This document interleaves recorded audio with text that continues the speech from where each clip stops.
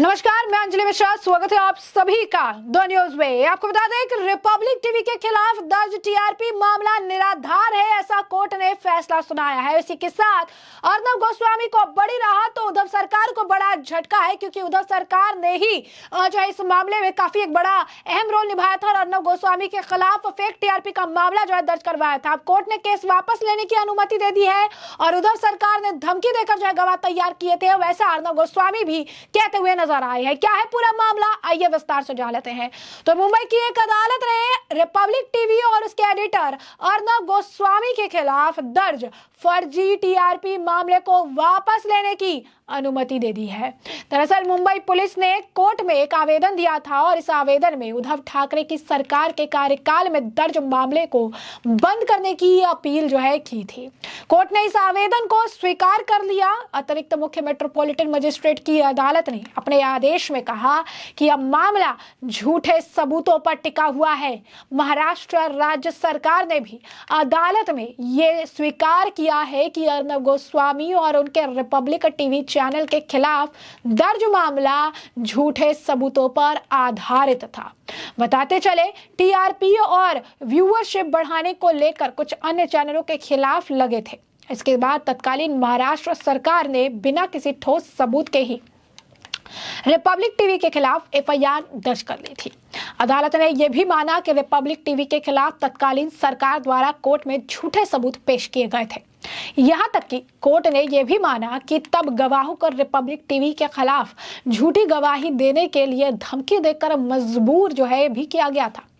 अर्नब गोस्वामी ने इस मौके पर कहा कि सत्य की हमेशा जीत होती है और झूठ कभी भी नहीं जीत सकता। हालांकि इस मामले में विस्तृत आदेश की अभी प्रतीक्षा है।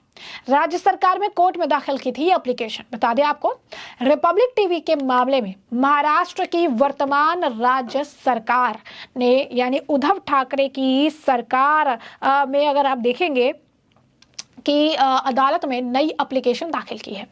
इस एप्लीकेशन में बताया गया है कि अधिकतर गवाहों ने सीआरपीसी की धारा 164 के तहत अपने शपथ पत्र में ये माना कि उन्हें पुलिस अधिकारियों द्वारा धमकी दी गई थी। उन गवाहों ने सरकारी मशीनरी के दबाव में तब ऐसा कदम उठाने की हामी भरी थी।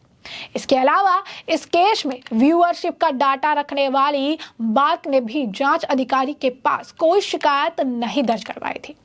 राज्य सरकार ने अदालत को बताया कि अब इस केस को चलाना एक बेवजह का प्रयास होगा। आवेदन में आगे कहा गया कि राज्य सरकार ने काफी सोच विचार कर रिपब्लिक टीवी के खिलाफ दर्ज केस को वापस लेने की सिफारिश की है।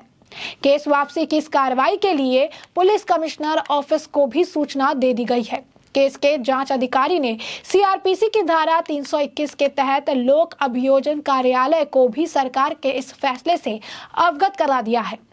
आपको बता दें कि राज्य सरकार द्वारा दिए गए प्रार्थना पत्र की कॉपी भी मौजूद है, जहां पर सारी चीजें देखने के लिए मिल रही है। अब ऐसे में आपके अंदर भी सवाल होगा कि आखिर ये फर्जी टीआरपी मामला था क्या, जिस मामले में जो है जहां पर जो सिचुएशन है इस मामले में किस तरीके से उत्पन्न हुई थी, ये पूरा टीआरपी का जो ये मामला था ये था क्या, क्योंकि इस मामले में काफी कुछ जो है तथ्य देखने के लिए मिला था। बकायदा अर्नब गोस्वामी की गिरफ्तारी हुई थी, उन्हें घर से ले जाया गया था, उनके साथ मारपीट भी की गई थी। काफी मुशक्कत के बाद जब वो बाहर आए थे तो उन्होंने इसका खुलासा किया था।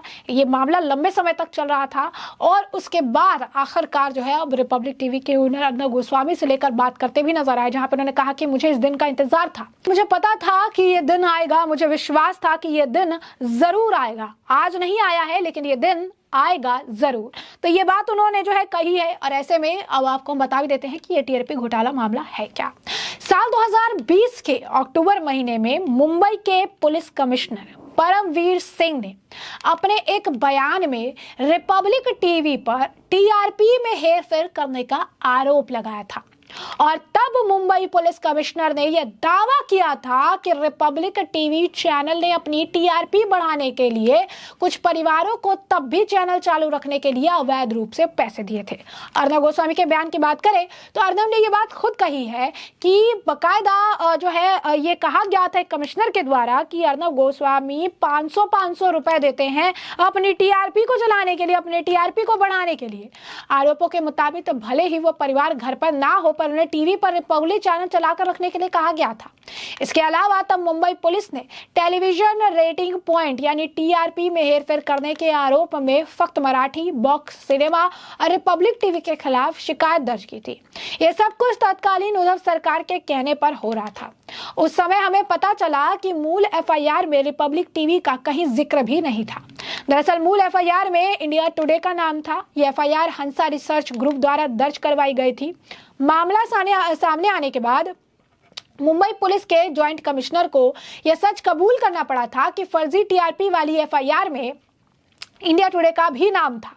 सितंबर 2023 में ईडी ने मुंबई की एक अदालत में इस पूरे मामले की जांच करने के लिए चार्जशीट दाखिल की थी और चार्जशीट में भी इस बात की पुष्टि हुई थी कि फर्जी टीआरपी मामले में रिपब्लिक मीडिया नेटवर्क के खिलाफ कोई सबूत नहीं मिला।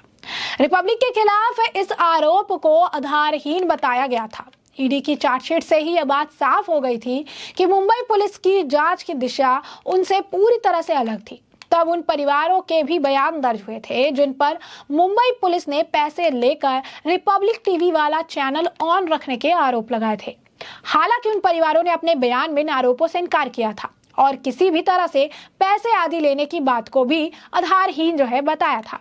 इसके बाद अगर आप देखेंगे तो आखिरकार सच्चाई सबके सामने है, मामला सबके सामने है और सच्चाई वो पूरी तरीके से अब सामने आ चुकी है और लोग ये भी बता रहे हैं कि किस तरीके की स्थिति थी उस वक्त, किस तरीके से उस वक्त की सरकार ने प्रेशर बनाकर कमिश्नर से भी झूठ बुलवाकर और फेक टीआरपी का ये पूरा मामला ये पूरा अगर आप कहेंगे कि षड्यंत्र ये पूरी साजिश उन्होंने रची थी और आखिरकार इस साजिश षड्यंत्र का भांडाफोड़ हो गया, जहां पर कोर्ट ने खुद कहा कि फर्जी और झूठे आरोपों, झूठे तथ्यों पर बेस्ड है ये मामला, जैसे अब उसे वापस लेने की बात कोर्ट ने साफ साफ कह दी है। इसे अर्नब गोस्वामी के लिए बहुत बड़ी राहत है तो उद्धव ठाकरे और उस वक्त उनकी तत्कालीन सरकार के लिए बहुत बड़ा झटका भी है कि उनकी सच्चाई पूरी तरीके से आवाम जनता के सामने एक्सपोज हो गई है। और जैसा कि अर्नब गोस्वामी भी कहते नजर आए कि मुझे विश्वास था कि ये दिन आएगा जरूर, ये कभी एक पल भी नहीं लगा था कि ऐसा नहीं हो सकता है। हमेशा से विश्वास था, दिल पर कोई लोड नहीं था, कभी कुछ इसे लेकर सोचा नहीं, बस विश्वास था कि एक समय आएगा, एक दिन आएगा जब सच सामने आएगा और लोगों को असलियत के बारे में पूरा अगर आप कहेंगे कि अंदाजा था और अब पूरी बात भी पता लग जाएगी। तो ऐसे में हमने आपको ये जो पूरा मामला है ये बड़े विस्तार से बताया है कि यह पूरा मामला क्या है, क्या था ये फेक टीआरपी का मामला, जिस मामले में तत्कालीन उस वक्त की उद्धव सरकार ने अर्नब गोस्वामी और रिपब्लिक टीवी के नाम को खराब करने का प्रयास किया था। साथ ही साथ हमने आपको ये भी बताया कि अब किस तरीके से रिपब्लिक के जो ओनर है, यूं कहिए कि जो अर्नब गोस्वामी है, संपादक है, उन्होंने भी अब इस मामले पर बयान दी है, प्रतिक्रिया दी है, जहां पर वो कहते नजर आए सत्यमेव जयते, सत्य की हमेशा जीत होती है और आखिरकार सच सबके सामने आता है क्योंकि रिपब्लिक टीवी के खिलाफ दर्ज टीआरपी मामला निराधार है, ऐसा कोर्ट ने कह दिया है और कोर्ट ने अब केस वापस लेने की अनुमति दे दी है। तो आप समझ सकते हैं एक बहुत बड़ी जीत है रिपब्लिक के लिए और एक बहुत बड़ी जीत है अर्नब गोस्वामी के लिए। तो ऐसे में हमने आपको जो पूरा मामला है ये बड़े विस्तार से बताया है कि पूरा मामला क्या है और इस पूरे मामले पर आपकी भी जो राय हो हमें कमेंट सेक्शन में कमेंट करके जरूर से जरूर साझा करिएगा। धन्यवाद।